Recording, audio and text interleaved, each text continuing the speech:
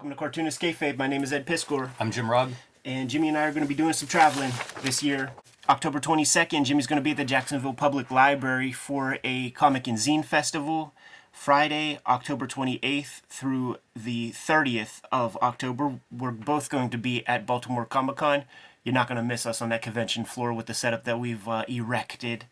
And Tokyo Comic-Con, November 25th through 27th. I'm sharing a table with Uncle Jeff Darrow out there in the land of the rising sun on the other side of the marble. If you're out there, come stop by, say hi, hook us up with some cool Apple Coca-Cola to keep us replenished. The videos are brought to you by the books that we make. Red Room Trigger Warnings, Red Room The Antisocial Network are on the stands right now. Each book completely self-contained. It's about murder on the dark web for fun and profit. And Jimmy has Hulk Grand Design Monster Madness.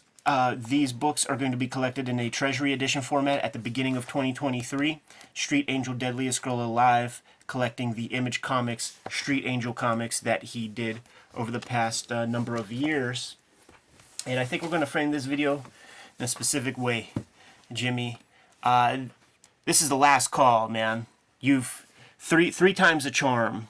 You know, if you missed out on your putting together a collection of 8-ball comics in the 90s and early aughts, before these comics became expensive, if you missed out on the complete 8-ball hardcover slipcase, we did a video on that, and just click on that video, look in the comments, and see all the people who were regretting that they were unable or didn't even know about the complete 8-ball hardcover set.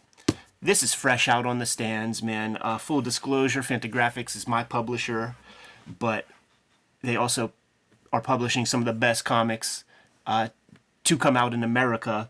This is absolutely no exception. And third time's the charm. Very accessible, $50 book collecting basically a decade's worth of Dan Clowes' extremely meticulous comics. And you're getting some fresh artwork to wrap up all those comics in a bun here. I've said it before. This is my Desert Island comic book series. Yeah. There's so much variety across these 18 issues. If you're stuck with one set of comics, to me, this is the series because of that variety. So you're getting several graphic novels in here. We've looked at some of those outside of 8-ball, like Pussy.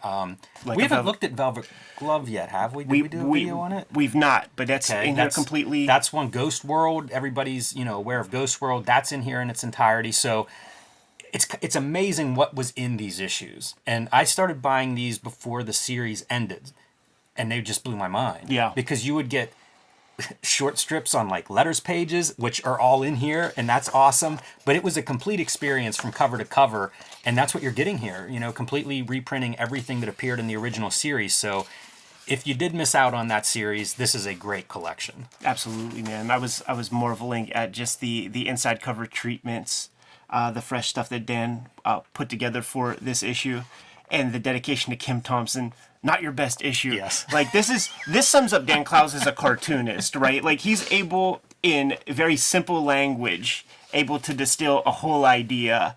And the legend of Kim Thompson, and certainly some of the one major experience I had with him, plus all the stuff you read in Comics Journal about the personas that Uncle Kim and Uncle Gary had. You sum it up in what, 4 words? Yeah, it's awesome. This whole thing is sharp as hell. This first issue cover, so this is all the same paper stock, which is a little bit different than the hardcover and obviously different than the original issues. You see like the color, where it's overprinting and stuff on his hair, alongside of her face. And that stood out to me because like on the covers, I don't notice it. I think it's there. It probably is, but there's something about that coated stock or something where it wasn't as apparent to me. Sure. And maybe I haven't scrutinized it that much either since back in the day, but it's kind of interesting to see these in just a slightly different format. Yeah, for sure. It's a different experience. Like we were talking about this at breakfast with Eric Reynolds, the co-publisher of 8-ball, and I was talking about how wrapping it all up into one book, it creates a different context for new readers who could think that this is a book that a guy made, and not realize that maybe 10 years of toil went into putting this object together. It's a different reading experience than the hardcover box set, which feels, you know, very. It still captures some of the grandeur of the accomplishment, and then certainly when you get the individual issues, like that probably maximizes it a lot, because you understand, certainly as a maker, 18 different comic books at that high level of craft. Something about when you put it all together in a single unit makes it feel like of a piece. Just under 8 years publication-wise. So, probably 8 years if you count the lead-in time before that first issue's published. It's pretty remarkable when you break that down. Like, that's a guy who's really going for it. It may not seem like 18 issues is that many across 8 years, but the variety and the level of craft. You just watch it grow and expand and get deeper and deeper. No shortcut on any of these pages. Yeah, absolutely not.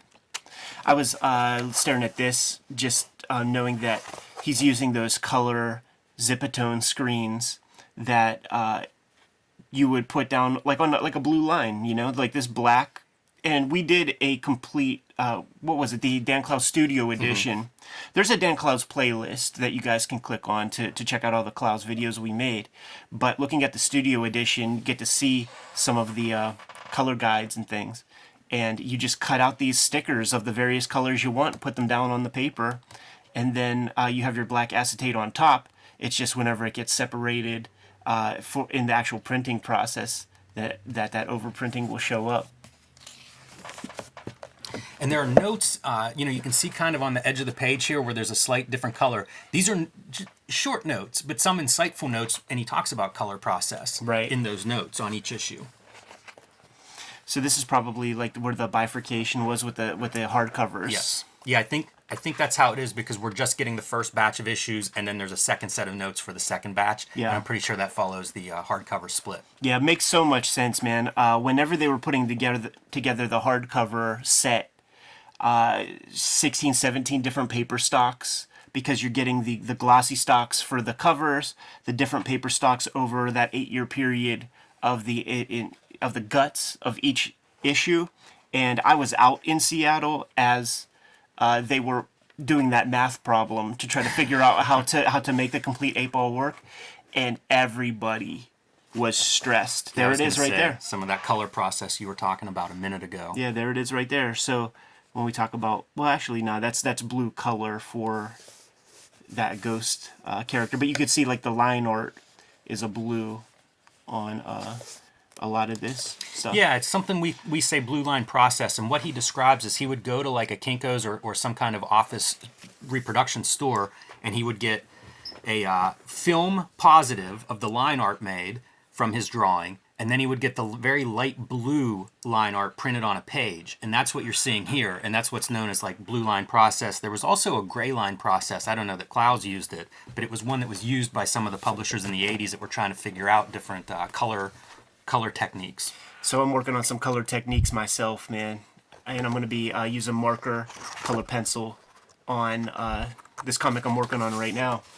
And the first thought was just print it up in black and in color just on top of the black, but the fidelity of my printer, it's not tight enough for me. Like these lines are a little bit yeah, you need a laser printer if you're going to do that kind of line work. Yeah, which I do not have. So I'm opting to go blue line, and the digital way that you do that, you color your blue line, you have your digital file, you can make that line art 1200 DPI crisp bitmap and stitch it right on top of your color, and you'll get a little bit of bleed and you'll get a little bit of that blue line, but you'll get that perfect black, which is important for the lettering. You guys have read comics from Pacific Comics or something where that plate slips and you see a little fuzz on the dialogue bubbles.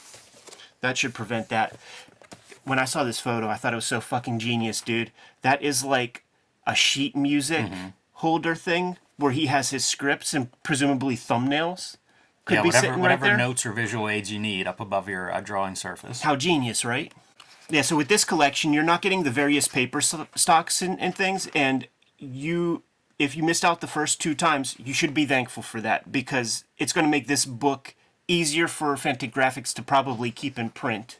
but that doesn't suggest that you should take that for granted. Yeah, I wouldn't risk it. At the size of this book, like, who knows? Hopefully it'll be a perennial in print, but never count on it in the world of comics. Like Tom Scioli says, man, it hasn't been since the 1800s that fewer books have been printed at a clip. So if you have designs on any books that are out there, you kind of got to take that jump because you don't know if it's going to be on the stands the next month. He also talks about cleaning this stuff up. And so he considers this the definitive edition, and he talks about some of the stuff that he kind of edits or changes, things that just didn't print right the first time through. He tells a story about one of these issues. I think it might have been the first digitally scanned and printed issue, and the printer was scanning and printing, like it was all in their hands. And he said whenever the comp showed up, he opened it up, looked at the first one, threw the whole box out his apartment window in Chicago, and then whenever he found out that the printer was not going to eat it and reprint them until they sold out, he said the next morning went out and gathered up a few that hobos hadn't pissed on. Man, the very first work that I did with Harvey Pekar, I let the publisher scan the stuff, and when it came back, it was so fucking heartbreaking that the next day I went to you. I went to Jason Lex, and I was like, please, just tell me how the fuck to scan stuff.